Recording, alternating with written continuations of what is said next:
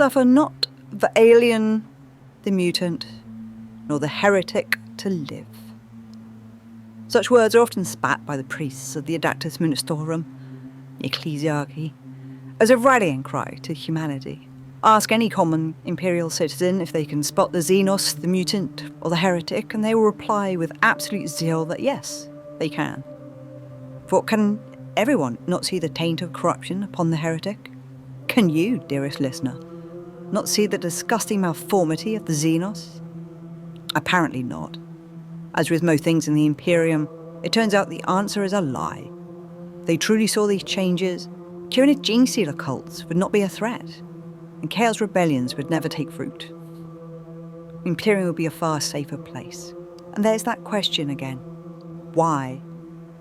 Why can the masses not identify that which they are taught to hate? Because they are denied knowledge. In the eyes of the state, knowledge is a sin. They are taught to hate, but never taught what to hate. As for the mutant, that is a source of hypocrisy all on its own. And our subject for today, that of the sanctioned deviant. For across 1 million worlds, billions of souls toil in the Emperor's light. Yet among them do lurk those whose flesh have turned against his divine design completely. Mutants. Humans twisted from the sacred baseline form, whether from radiation, tainted bloodlines, or the foul touch of the warp itself. Some are born this way, cast in the womb by unseen forces. Others are reshaped later in their lives, the toxic sludge in the sumps of the underhives, or the byproducts of the Mechanicus forge worlds. Yet the Imperium is vast, and its needs are endless. Some mutants, those whose deviations are deemed stable, may be tolerated as abhumans. But the line between tool and abomination is thin. Many an innocent imperial citizen has been lynched, targeted by the fear-drenched masses as being one of the other, smaller, larger, or with distinctive features that show that they are an outlier. It does not matter that they served, fought, survived everything the galaxy could throw at them. They die at the hands of those who they served to protect in his name. All this is, of course, encouraged by the state, so the populace can deem itself to have had a victory. This is what I seek to correct in this record. I know not why this subject has been on my mind as of late. Highly probable it's due to the news of the rediscovery of the Homo sapien rotundus and the commotion of their classification within the Imperium. I find it fascinating that a human variant has been isolated from its baseline for so long, millennia, since before the dark age of technology itself, that they now identify themselves as a completely different species, the kin of the leagues of Votan.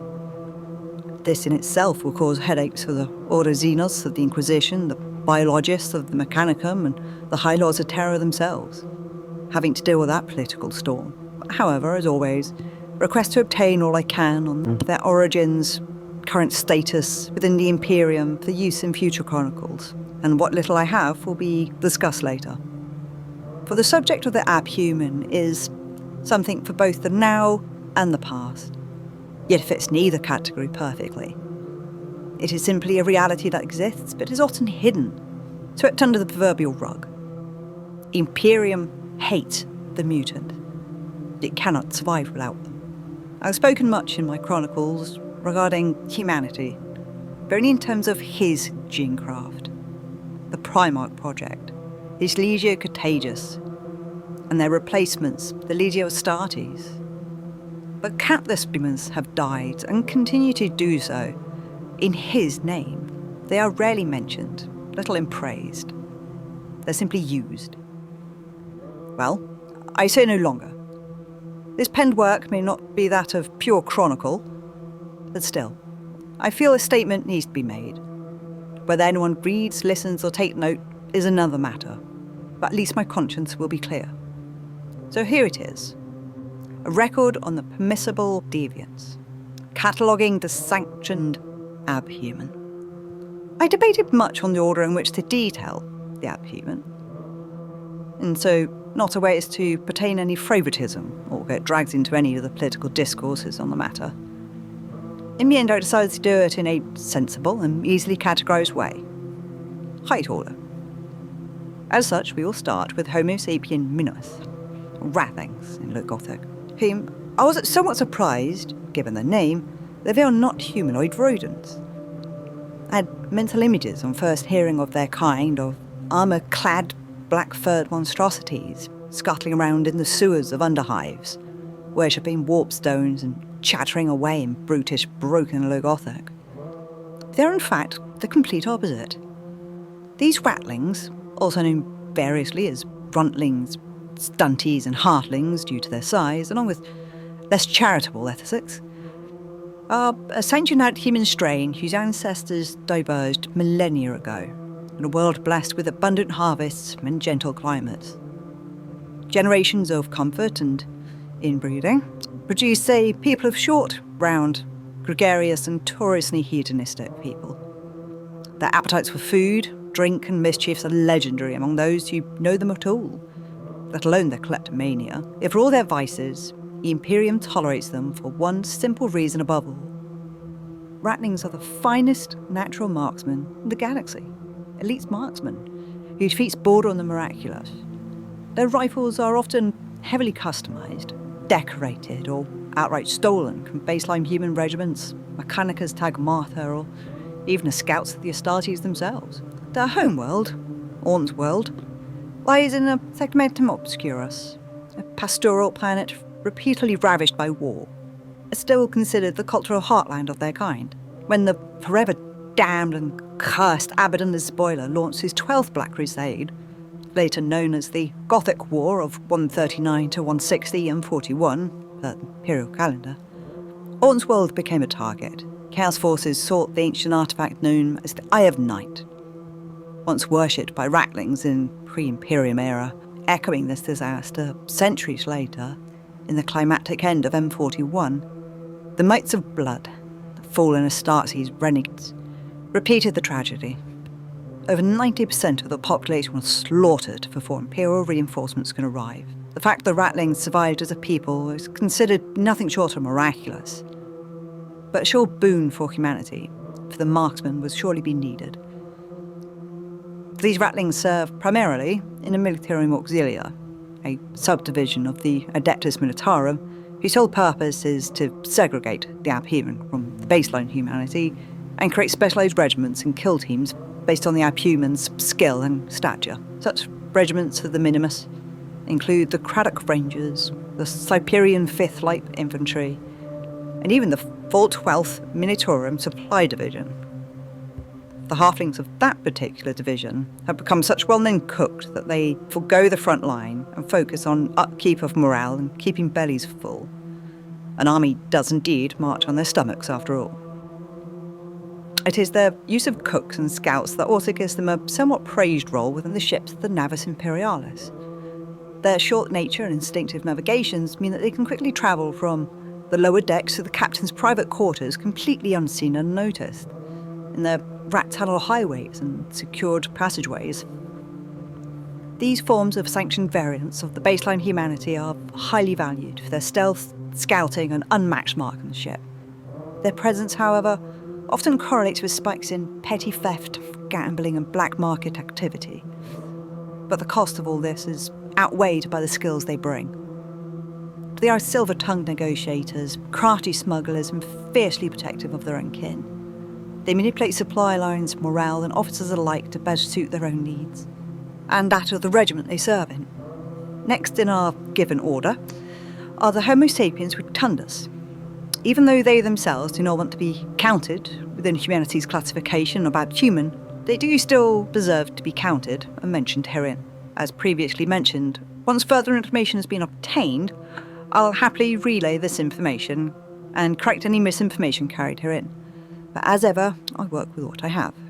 And what I have at this moment in time has been declared official by that of higher powers than mine. To the Imperium at large and said higher powers, they are a recently rediscovered anomaly.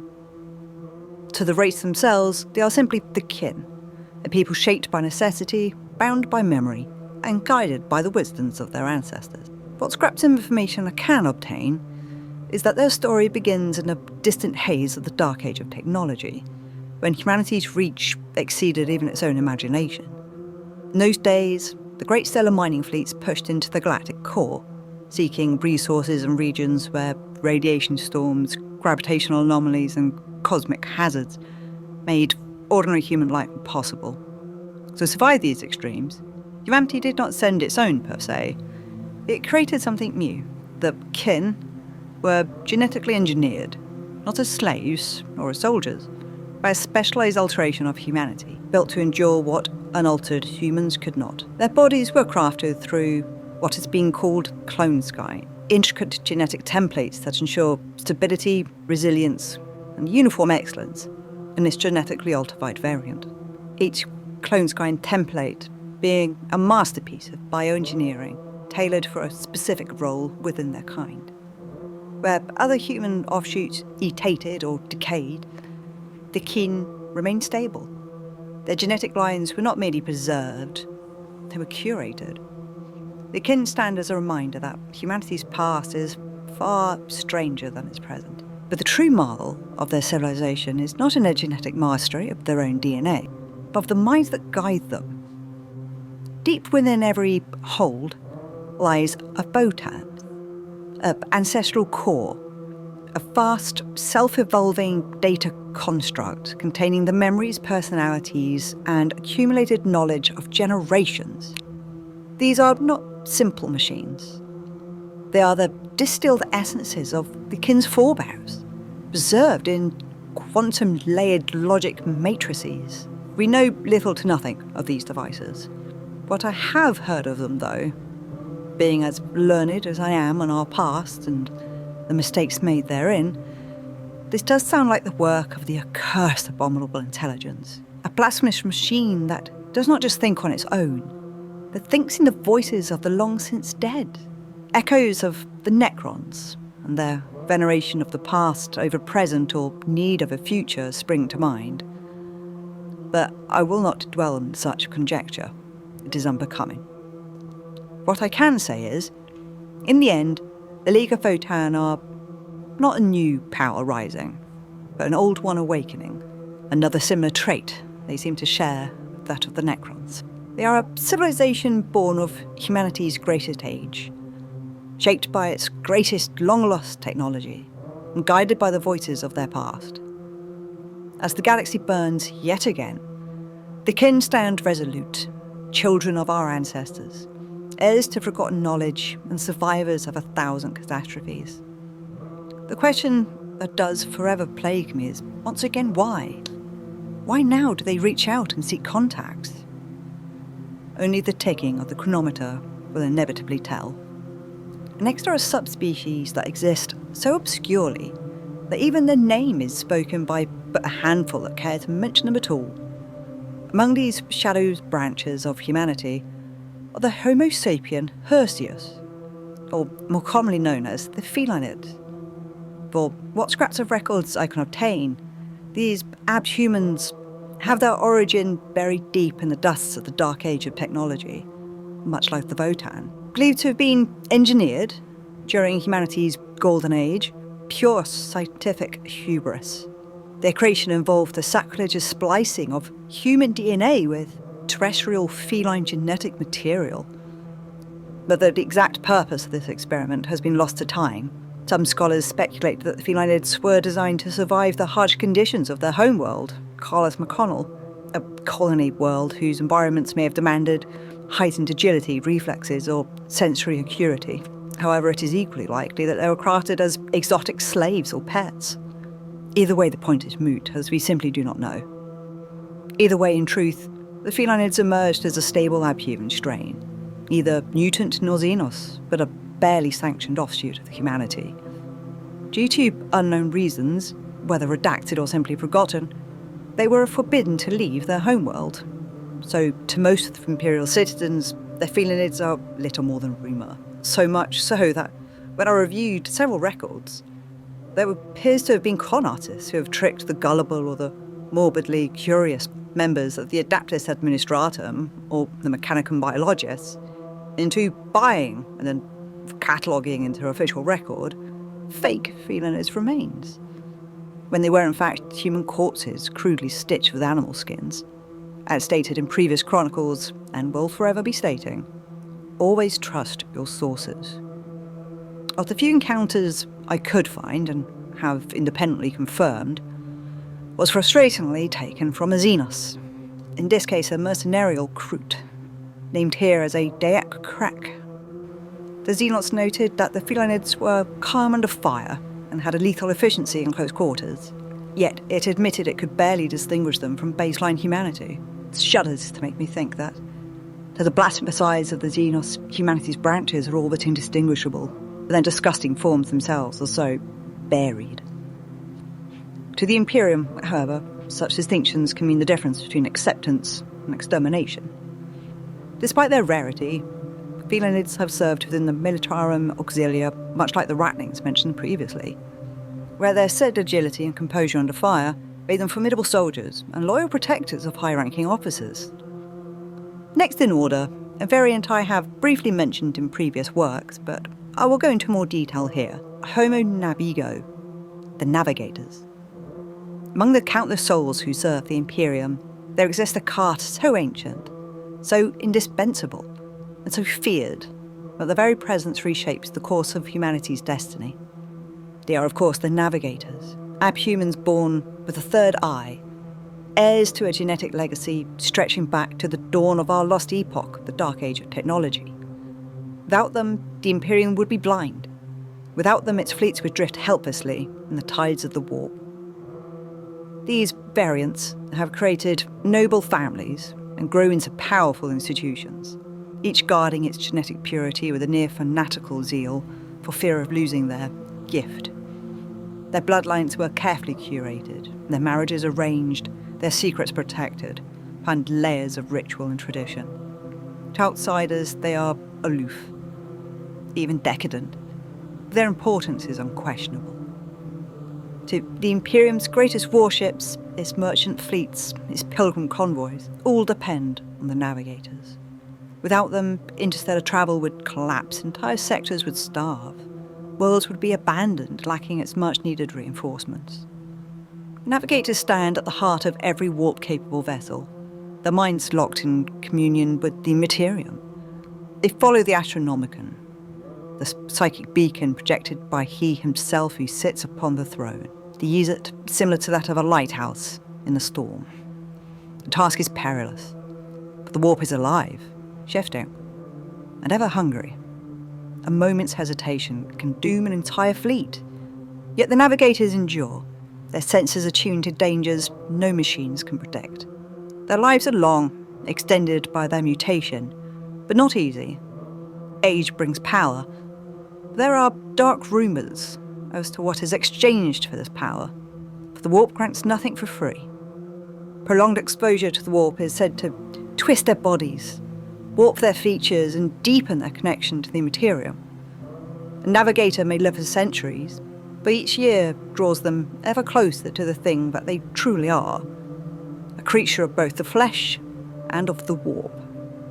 I have spoken at length, though, on navigators and the Imperium, so I'll move on to, last but certainly not least, of the humanity's sanctioned variants, Homo sapien gigantus, the Ogryn.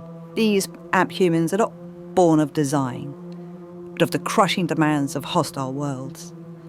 Their story is one of hardship, loyalty, and a strength that borders on the mythic. The Ogryn did not begin as giants.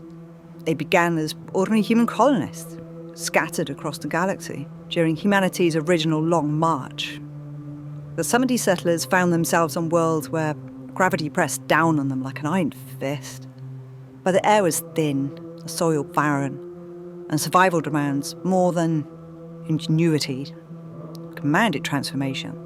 These worlds that birthed the Ogryn remain some of the harshest in the Imperium.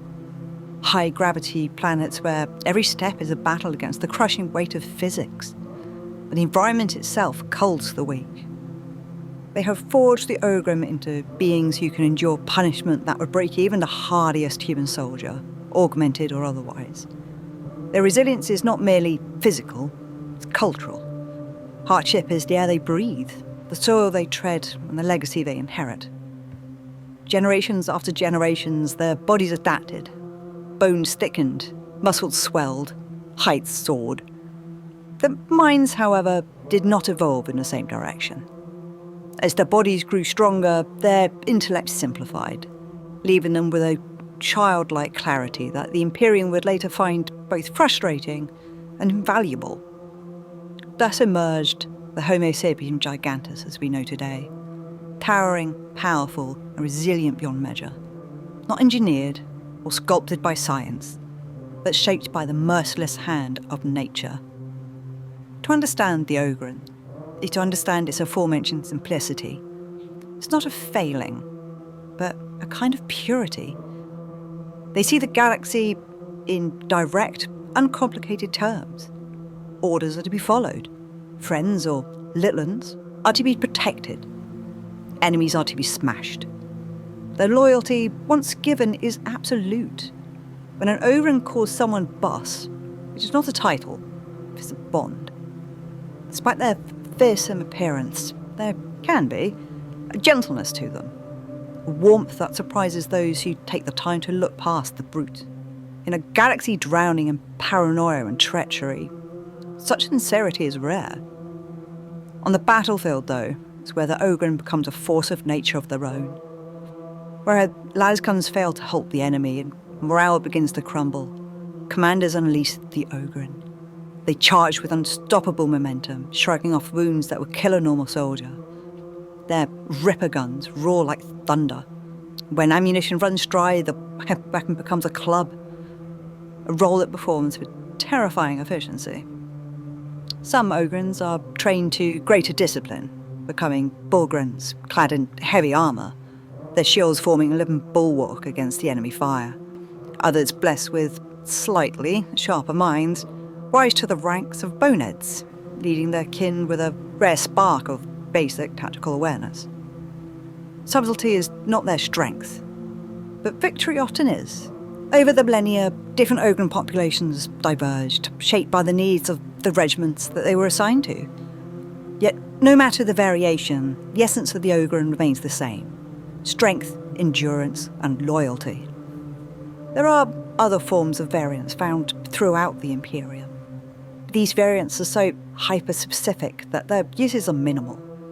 The Homo sapien fecundus, or troths, the Neandors, Homo sapiens hyotundus, or the Peligards, Homo sapien oceanus, the latter being a curious case of baseline humanity developing gills, being able to survive on land and in water. These are most commonly used, as you can imagine, in underwater resource extraction or in algae farms on agri-worlds. Their obscurity is not surprising. In a galaxy consumed by war, bureaucracy, and dogma, entire civilizations can vanish between the cracks of imperial record-keeping. In the cold light of the flickering candles of my sanctum in which I write, we must ask ourselves what it truly means to be human. In an age where the baseline is increasingly a fiction of the ecclesiarchy, we teach our children to fear the deformed, yet we build our foundation upon the backs of those very deviants. The Ratlings, whose steady hand clear the path for the advance. The Felinids, whose predatory grace guards the shallows of our command hubs. The Ogryn, whose simple, unwavering devotion provides a shield for those who would sooner spit on them than thank them. Not to mention the Navigators, who risk their own soul to ensure the safe travels of the vessels they serve. These are not mere tools or sanctioned anomalies. They are the silent pillars upon which the Imperium of man rests. It is the bitter irony of our age that those most faithful to the Emperor's cause, those who serve without the complexity of political ambition or the stain of doubt, are the ones we marginalise most cruelly. We claim victory in their name, while erasing their presence from the triumphal arches. As a chronicler, I find this erasure to be the true heresy of our time. To ignore the strength of the Ogryn or the skill of the Ratling is to ignore the reality of our survival. If the Imperium is to endure the coming darkness, the return of ancient Xenos, the eternal rot of the warp, or the re-emergences of the Leaguers of Votan, it cannot do so by divine purity alone. It will endure because of its capacity to harness every shard of humanity, no matter how fractured or reshaped by the galaxy's harsh hand. And with that, my conscience is now clear. I have recorded their names and their natures. Whether these words find an audience or are lost to the bureaucratic void of the administratum is beyond my control. But let it be known, when the history of this dark millennia is finally written, it must be acknowledged that the Emperor's light shone not just those on the perfect baseline, but on the giants, the small and the strange. You stood beside us in the mud. They are still his children. They are his servants. And they deserve to be remembered. Knowledge is power, dearest listener. Guard it well. Thank you for listening. If you enjoyed this video, consider subscribing to support the channel. It genuinely helps more than you can imagine. Drop a like, share the video, and leave your thoughts in the comments. If you want to go even deeper, the links to my Patreon and socials are in the details below. Until next time, take care. I'll see you in the next one. The Emperor protects.